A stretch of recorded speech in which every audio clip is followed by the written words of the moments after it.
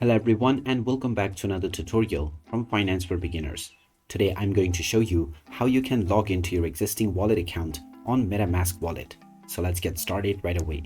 First of all, open up the MetaMask application on your device and you will see the option to log into your existing account or sign up for a new one.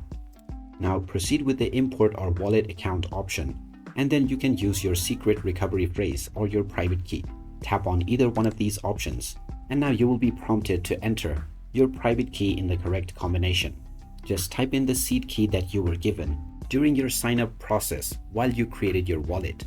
And you are also asked during the time of creation that you save these seed phrase for future recovery. After entering the 12-word seed phrase in the correct order, you can continue forward. And now you will be logged in to your existing wallet account on MetaMask right away. And you can now immediately start trading. And there you have it. That is how easy it is to log into your existing wallet account on MetaMask. If you find this video helpful, don't forget to hit that like button and subscribe to our channel for more useful tips and tutorials.